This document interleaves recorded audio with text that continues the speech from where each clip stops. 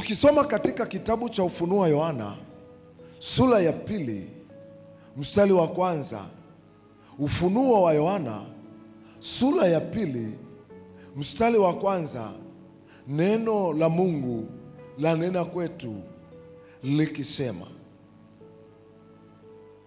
Ufunuo wa Yohana sura ya 2 mstari wa 7, neno la Mungu linasema, yeye aliye na sikio na asikie neno hili ambalo Roho ayaambia makanisa. Yeye ashindaye nitampa kula matunda ya mti wa uzima ulio katika bustani ya Mungu. Amen. Yeye ashindaye.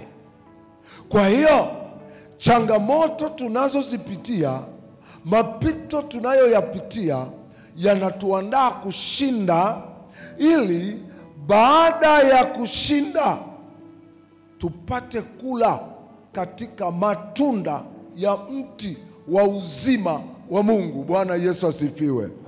Bwana Yesu asifiwe. Bwana Yesu asifiwe. Kwa hiyo tunapitia katika changamoto ili tushinde.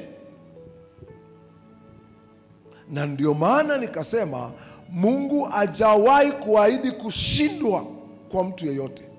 Kwa mtu wa Mungu, Mungu hajawahi kuahidi kushindwa. Yeye ashindaye nitampa kula matunda ya mti wa uzima ulio katika bustani ya Mungu. Nilete mifano michache leo.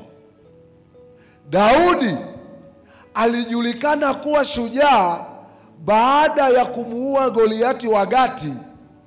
Kama asingemuua Goliati wa Gati, vinginevyo angeendelea kuwa mchungaji wa kondoo kule machungani na mbuzi.